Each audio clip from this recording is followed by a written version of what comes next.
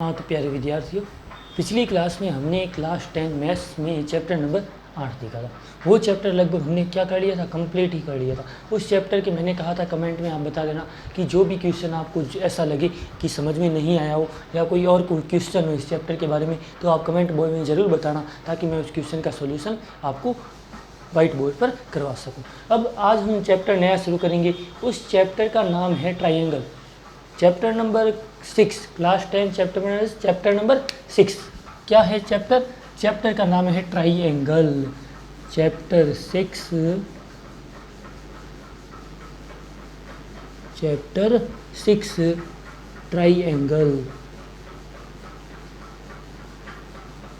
Triangle means त्रिभुज। Class 10th का chapter number 6 triangle. अब सबको पता है कि ट्राइंगल क्या होता है क्योंकि आप क्लास 10th में पढ़ रहे हो, क्योंकि 10th क्लास के हिसाब से ट्राइंगल तो सबको पता ही होना चाहिए कि तीन भुजाओं से घिरी बंद आकृति क्या कहलाती है, त्रिभुज कहलाती है। तीन भुजाओं से घिरी बंद आकृति, the shape that are covered by 3 sides. तीन भुजाओं से घिरी बंद आकृति क्या कहलाती है, त्रिभुज कहलाती है। अब त्रिभुज तुम्हारे पास कितने प्रकार के होती है, 3 प्रकार की होती है। समबाहु होता है, समद्विबाहु होता है और विषमबाहु होता है, ये होता है। लेकिन एक में है और कहूँ किसी एक और त्रिभुज होता है, इस त्रिभुज का नाम क्या कही, समकोण त्रिभुज होता है। लेकिन समकोण त्रिभुज की चर्चा हमने क्या कर ली थी, कंप्लीट कर ली थी। एक त्रिभुज जिसकी 2 भुजाएं समान हो, तीसरी अलग हो।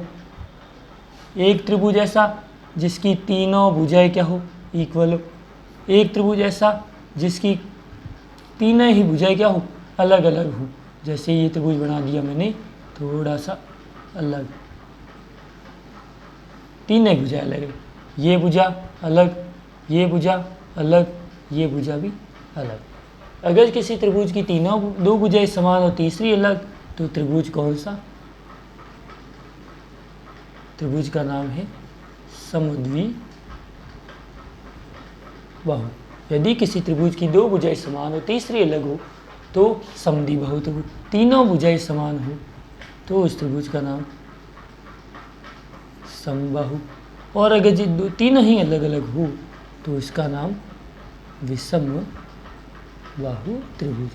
ये त्रिभुज की क्वालिटी है। त्रिभुज 3 टाइप के, तीनों त्रिभुजों की अलग अलग विशेषताएं कि तीनों त्रिभुज, अगर जी कोई और चौथा त्रिभुज मैंने क्या नाम बोला कि समकोण त्रिभुज, जिसमें क्या हो, एक क्या हो 90 डिग्री का एंगल हो, तो उसको कहेंगे समकोण त्रिभुज। ऐसे और न्यून कोण त्रिभुज होता है, अधिकोण त्रिभुज, वो तुम्हारे भी काम के है नहीं, इसलिए मैं पढ़ा ही नहीं रहा हूँ, उनके बारे में बता ही नहीं रहा हूँ।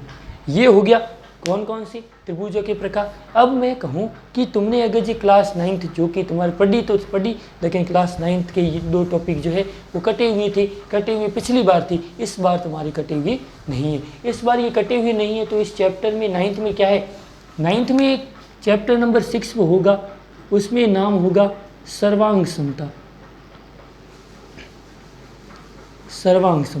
और यहाँ पर क्लास 10th में सर्वांग समता की जगह नाम है समरूपता। क्या नाम है, समरूपता। अब ये दोनों ही क्या है, एक दूसरे से थोड़े से अलग है। सर्वांग समता, सबसे पहले हम इसके साइन पर नोट करते हैं। सर्वांग समता का साइन होता है ये, जबकि समरूपता का साइन होता है केवल ये। अब देखो, इन साइन से हम क्या करते, इनकी डेफिनेशन निकालते।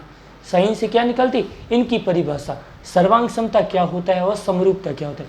यदि कोई 2 शेप, मेरे पास कोई 2 शेप है, ये 2 शेप, एक ये बना दी, एक ये बना दी, और तीसरी अगर शेप मानी तो एक ये बना दी। इन तीनों शेप में हमारे पास क्या है, डिफरेंस है। इसकी मैंने साइड ले ली 5 सेंटीमीटर, इसकी भी 5 सेंटीमीटर, इसको ले लिया मैंने 3 सेंटीमीटर। इसमें यहाँ पर मैंने इसको ले लिया 4 सेंटीमीटर, यहाँ पर ले लिया 4 सेंटीमीटर, यहाँ पर ले लिया 3 सेंटीमीटर, और इसमें यहाँ पर ले लिया मैंने 2 सेंटीमीटर, 2 सेंटीमीटर और 2 सेंटीमीटर। अब मैं कहूँ कि इन तीनों त्रिभुजों में आपस में क्या इक्वलिटी है, इन तीनों त्रिभुजों में आपस में क्या इक्वलिटी, क्या समानता है। तो आप क्या कहेंगे कि इन तीनों त्रिभुजों में कोई समानता नहीं, केवल इन दो त्रिभुजों में समानता है कि इसमें भी ये भुजा 3 सेंटीमीटर, ये भी भुजा 3 सेंटीमीटर। तो एक चीज़ जानना, सर्वांग समता का मतलब क्या होता है? अगर जो किसी त्रिभुज में, यदि किसी त्रिभुज में कोई भी तीनों साइड, कोई भी नियम होते तुम्हारे पास 4, वो नियम तुम्हारे अभी है नहीं। कारण क्या? क्योंकि वो नियम 9th में थे सर्वांग समता के लिए, अब तुम्हारी पढ़नी है समरूपता, इसलिए तुम्हारे नियम नहीं है। SAS होता है, एक होता है SSS होता है, एक ASA होता है, एक होता है, ये 3 हो गए, एक RHS होता है। ये तुम्हारे पास नियम जो थे वो तुम्हारे अभी है नहीं, क्योंकि तुम्हें पढ़नी है समरूपता और सर्वांग समता तुम्हें नहीं पढ़नी है। अब ये नियम क्या है? अगर जो किसी त्रिभुज में, किन्हीं दो त्रिभुजों में कोई एक भुजा, कोई एक भुजा, जैसे मैंने ये त्रिभुज बनाया एक, ये बनाया दूसरा, इसमें ये भुजा मैंने बनाई 5 सेंटीमीटर, इसकी भुजा बनाई 5 सेंटीमीटर। कोई एक भुजा, कोई एक कोण भुजा के बीच वाला, और वापस सामने वाली पास वाली भुजा, इसको मैंने नाम दे दिया 4 सेंटीमीटर, ये भी नाम दे दिया 4 सेंटीमीटर। ये दो कोण मान लिए 30 डिग्री, ये भी मान लिया 30 डिग्री। अगर जो किसी त्रिभुज में दो भुजाएं और उनके बीच में बनने वाला कोण समान हो, सर्वांग समता शो करता है। तीनों भुजाएं अगर जो समान हो, तीनों ही भुजाएं आपस में दो त्रिभुजों की समान हो, तो सर्वांग समता शो करता है। ASA का मतलब कोई दो कोण और तीसरी उनके बीच की भुजाएं आपस में समान, जैसे ये दो कोण ले लिए, इसके बीच की भुजा ये ले ली, अगर जो आपस में समान हो तो सर्वांग समता शो करता है। चौथा RHS का मतलब क्या है? समकोण त्रिभुज, समकोण त्रिभुज के पास वाली भुजा और दोनों भी समान हो तो भी क्या कहलाती है? सर्वांग समता शो करती। मतलब सर्वांग समता आकृतियों के त्रिभुज और हर एक में लागू हो सकती है, लेकिन फर्क क्या होना चाहिए? उसका माप जो है, आमाप जो है, आमाप का मतलब मोटाई, पूरी क्षेत्रफल वगैरह सब उसका क्या हो? इक्वल हो, तो वह सर्वांग समता शो करता है। लेकिन समरूपता में ये नहीं है। समरूपता में चाहे आकृति आमाप समान हो चाहे न हो, इक्वलिटी क्या होनी चाहिए? शेप सेम होनी चाहिए। जैसे ये त्रिभुज है तो वापस त्रिभुज ही होना चाहिए, तो वहाँ समरूपता होती है।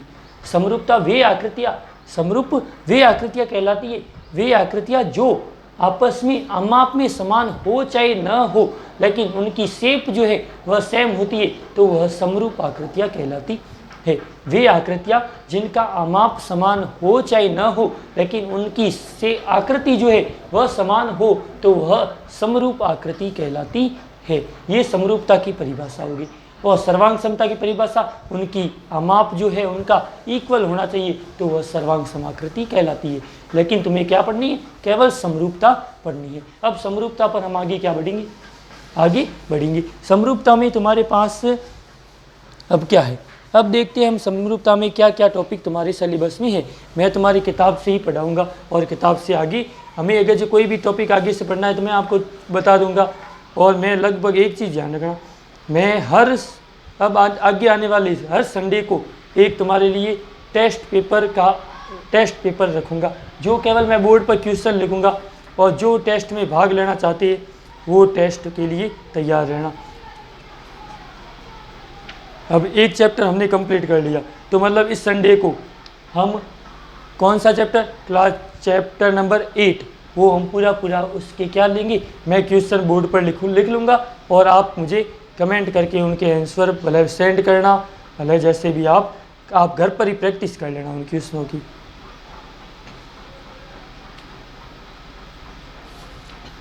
अब हम पढ़ेंगे 6.1 सीधा, क्योंकि इसमें ऐसा कुछ है नहीं, चैप्टर सिंपल है, केवल तुम्हें एक बार इनके बारे में समझना ही है। अब एक बार मैं इनकी परिभाषा, जो समरूपता की परिभाषा के बारे में एक बार पूरी चर्चा कर ली है।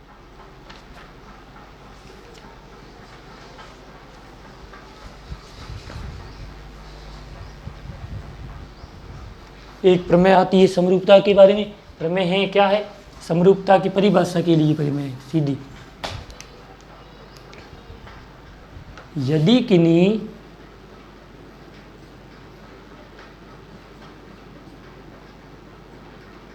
किन्हीं दो त्रिभुजों क्योंकि हम त्रिभुजों के बारे में पढ़ रहे हैं, पाठ का नाम ही त्रिभुज है, इसलिए हम चैप्टर में केवल त्रिभुजों का ही अध्ययन करेंगे और किसी का नहीं। यदि किन्हीं दो त्रिभुजों में कोण और दो त्रिभुजों में क्या क्या समानता हो, दो त्रिभुजों में उनके कोण जो है, कोण कौन से, संगत कोण।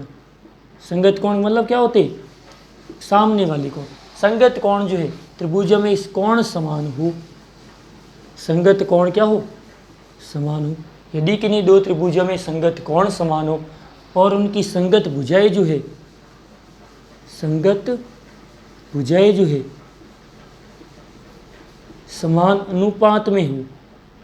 इन लाइनों का मतलब क्या है, 1 मिनट में बता दूंगा। अनुपात में हो तो वह त्रिभुज क्या कहलाते, समरूप कहलाते। ये किताब के हिसाब से इसकी डेफिनेशन दे रखी है। यदि किन्हीं दो, किताब में क्या लिखा है, भुजाओं की समान संख्या वाले दो बहुभुज समरूप होते हैं यदि उनके संगत कोण क्या हो, समान हो और उनकी संगत भुजाएं समान अनुपात में हो। ये बुक की डेफिनेशन है, आप ध्यान रखना। मैंने डेफिनेशन आपको बोर्ड पर भी लिखवा दी। अब इसके हम क्वेश्चन पर ध्यान देंगे। क्वेश्चन एक एक करके हम क्वेश्चन सॉल्व करेंगे। पहला क्वेश्चन क्या है, अब ये रिक्त स्थान वाले क्वेश्चन तो बहुत ही ईजी होते हैं और मैं बता देता हूँ क्या क्वेश्चन है। क्वेश्चन पहला है, क्या लिखा हुआ है, सभी वृत्त आपस में होते हैं, क्या होते हैं, सर्वांग सम या समरूप। ये तुम्हें क्वेश्चन लिखा हुआ है। सभी वृत्त, मैंने वृत्त बनाई, एक वृत्त, दूसरा वृत्त, तीसरा वृत्त, चौथा वृत्त, पांचवा वृत्त। अब सभी वृत्त आपस में क्या है, सर्वांग सम है या समरूप है। ये पहले क्वेश्चन का ऑप्शन है। आप बताओ इस क्वेश्चन का आंसर क्या होगा। सभी वृत्त आपस में क्या होती है, हाँ क्या होगा, आंसर नहीं है। सभी वृत्त आपस में होते हैं, क्या होते हैं, सर्वांग सम होते हैं या समरूप होते हैं। अब ये कैसे शो करोगी, मैं ये आकृतियाँ तुम्हारे पास बनी हुई पड़ी, इन आकृतियों में आपस में देखो। मैंने तुम्हें परिभाषा क्या कही, समरूपता में। समरूपता में क्या होना चाहिए, आमाप समाप हो चाहे न हो, लेकिन उनकी शेप जो है वह सेम होनी चाहिए। तो इनकी शेप सेम है लेकिन आमाप क्या है, हर किसी का अलग अलग होते, इसीलिए सभी वृत्त आपस में क्या होते हैं, समरूप होते हैं, न कि सर्वांग सम। क्योंकि सर्वांग सम का मतलब उनकी सभी साइड इक्वल होनी चाहिए। इसमें साइड कहीं है ही नहीं भाई, साइड कहीं है ही नहीं। साइड के अलावा इनकी सभी पूरा क्षेत्रफल माप पूरी समान होनी चाहिए, होती नहीं है। वर्ग सभी वृत्तों में थोड़ी सेम होती है, इसीलिए सभी वृत्त आपस में क्या होते, समरूप होते। सेकंड क्वेश्चन दे रखा है कि सभी वर्ग जो है वह आपस में होते हैं, क्या होते, सर्वांग सम या समरूप। ये सवाल पूछा हुआ है। सभी वर्ग जो है, वर्ग ये आकृतियाँ वर्ग की होती है और ये वर्ग आकृति जो है आपस में क्या होती है, सर्वांग सम होती है या समरूप होती है, ये सवाल में पूछा है। तो सभी वर्ग आकृतियाँ आपस में, क्योंकि सभी नाम पूछा है इसीलिए हम क्या लगाएंगे, समरूप लगाएंगे। लेकिन अगर जो कोई दो वर्ग दे रखी है तुम्हें जिनका माप समान है तो वहाँ पर सर्वांग समता आप बता सकते हो कि उनकी भुजाएं समान माप की है, तो वहाँ पर सर्वांग समता शो कर लेंगे। फिर अगला सवाल तुम्हें दिया हुआ है कि सभी त्रिभुज जो है वह आपस में, सभी त्रिभुज कौन से, कोष्टक में लिखा हुआ है समद्विबाहु और समबाहु आपस में समरूप होते। कौन से त्रिभुज जो है आपस में समरूप होते, समद्विबाहु या समबाहु त्रिभुज आपस में समरूप होते, ये ऑप्शन में कहा हुआ है। मैं समद्विबाहु त्रिभुज मैंने बनाया, ये समद्विबाहु, एक बनाया, दूसरा बनाया, और समबाहु त्रिभुज मैंने बनाया 1 2। तो इसमें फर्क क्या है, सभी समद्विबाहु और समबाहु त्रिभुजों में समरूप होते हैं, ये लिखा हुआ है सवाल। आप बताओ कि समबाहु ऑप्शन राइट होगा या समद्विबाहु ऑप्शन राइट होगा। तो समद्विबाहु और समबाहु में फर्क क्या, समद्विबाहु त्रिभुज की दो भुजाएं क्या होती है, इक्वल होती है, लेकिन समबाहु त्रिभुज होती है इनकी तीनों भुजाएं क्या होती है, इक्वल होती है। लेकिन शेप जो है समद्विबाहु त्रिभुज में दो भुजाएं इक्वल होगी, हर त्रिभुज में दो त्रिभुजों की दो भुजाएं जो है वह इक्वल होगी, लेकिन समबाहु में क्या होता है, तीनों भुजाएं इक्वल होती है। तो इसीलिए समबाहु त्रिभुज क्या होते हैं, समरूप होते हैं, जबकि समद्विबाहु समरूप नहीं होते हैं। इसके बाद बारी अगला सवाल क्या पूछा है कि इसमें परिभाषा पूछिए कि भुजाओं की समान संख्या वाले दो बहुभुज समरूप होते हैं यदि उनके संगत कोण समान हो, उनकी संगत भुजाएं समान अनुपात में हो। ये नेक्स्ट क्वेश्चन का हो गया आंसर। फिर क्वेश्चन नंबर में पूछा है सेकंड में पूछा है कि निम्नलिखित युग्मों में से निम्नलिखित युग्मों के दो भिन्न उदाहरण दीजिए। समरूप आकृतियों के दो उदाहरण देने हैं और समरूप आकृतियां जो नहीं है उनके दो एग्जाम्पल देने हैं। तो हम आकृतियां बनाते हैं, जैसे समरूप आकृतियों के एग्जाम्पल सुई बड़ी बड़ी दो समरूप आकृतियां, ये पड़ी समरूप आकृतियां। और क्या पूछा है, और पूछा है ऐसी आकृतियां जो समरूप नहीं है तो ये बना दो, समद्विबाहु त्रिभुज बना दो। ये हो गया इसका आंसर ही हो गया। फिर अगला सवाल क्या पूछा है,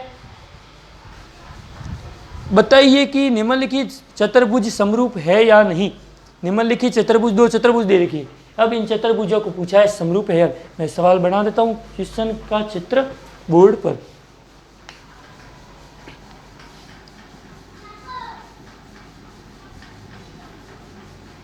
एक आकृति,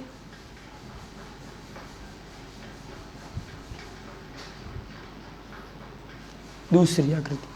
पहली आकृति में ये भुजा 1.5 सेंटीमीटर, ये भी 1.5 सेंटीमीटर, ये भी और ये भी 1.5, सभी इक्वल। इसमें वर्ग दिया हुआ है, ये 3 सेंटीमीटर, ये भी 3 सेंटीमीटर। ये दो शेप दे रखी है। तुम्हें पूछा है कि ये शेप जो है वह आपस में समरूप है या नहीं, कैसे हम शो कर सकते हैं, ये कैसे हम शो कर सकते। तो मैंने समरूप की तुम्हें खासियत बताई कि उनके संगत कोण या संगत भुजाएं दोनों में से कोई ये क्या होना चाहिए, समान होना चाहिए। अब संगत कोण, तो कोण तो इसमें दे ही नहीं रखे, तो हमें कोण की चिंता ही नहीं करनी है। संगत भुजाएं देखो, इसमें 1.5 दे रखी है, इसमें क्या दिया हुआ 3 दे रखा है। दूसरी वाले में देखो 1.5 और 3, 1.5 3, तो इसका अनुपात निकालो 15 दूनी 30, ये भी 15 दूनी 30, मतलब अनुपात कितना आएगा 1:2। संगत भुजाएं तो समान अनुपात में है, लेकिन संगत कोण जो है वह समान अनुपात में नहीं है। इसीलिए यहाँ पर ये समरूप आकृतियाँ क्या है, नहीं है।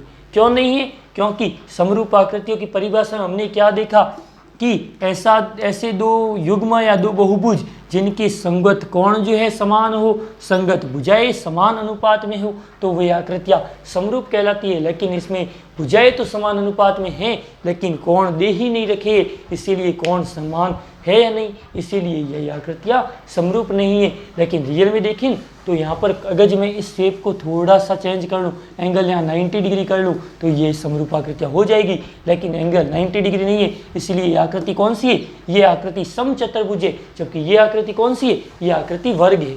वर्ग और समचतुर्भुज में डिफरेंस भी पता होना चाहिए कि समचतुर्भुज में खासियत क्या होती है। समचतुर्भुज के जो विकर्ण जो होते हैं वह एक दूसरे पर 90 डिग्री कोण पर समकोण पर समद्विभाजित करते हैं। और वर्ग में भी ये एक खासियत होती है, वर्ग में भी ये खासियत होती है। वर्ग का प्रत्येक कोण 90 डिग्री, लेकिन समचतुर्भुज का प्रत्येक कोण 90 डिग्री नहीं होता है। और समचतुर्भुज की और खासियत, समचतुर्भुज और वर्ग एकदम सेम ही है। यहाँ पर भुजाएं सभी समान होती है, वहाँ भी भुजाएं सभी समान होती है। ये हो गया 6.1। अब हमने इस चैप्टर का अध्याय 6 का 6.1 जो है, एक्सरसाइज 6.1 जो है वो हमने कंप्लीट भी कर ली। इस चैप्टर का बेसिक भी बता दिया कि ये चैप्टर सर्वांग समता और समरूपता दोनों का मिश्रण है। सर्वांग समता पढ़ी थी हमने 9th में, जो कि कटी हुई थी, इसीलिए मैंने सर्वांग समता के बारे में आपको थोड़ा इंट्रोडक्शन दे दिया। अब आज हमने और समरूपता के बारे में बता दिया, समरूपता क्या होती है, उनके बारे में क्या है। और इस पार्ट में हमने केवल त्रिभुज का ही अध्ययन करेंगे, ये आप ध्यान रखना। ये हमने 6.1 कर ली। अब नेक्स्ट वीडियो में हम लगभग 6.2 पर आएंगे और 6.2 के जो क्वेश्चन मुझे समझाने लायक लगे वो मैं बोर्ड पर समझा दूंगा, और बाकी जो क्वेश्चन जो मुझे लग रहे इजी है वो मैं क्वेश्चन रख लूँगा आपके लिए। और आपको अगर जो डिफिकल्ट लगे तो आप कमेंट बॉक्स में बता देना, मैं उस क्वेश्चन का आंसर आपको बोर्ड पर करवा दूंगा। वीडियो देखने के लिए आपका बहुत बहुत धन्यवाद, और वीडियो को शुरू से अंत तक देखना, आपको टॉपिक अवश्य समझ में आएगा। और चैनल को लाइक एंड सब्सक्राइब जरूर कर लेना।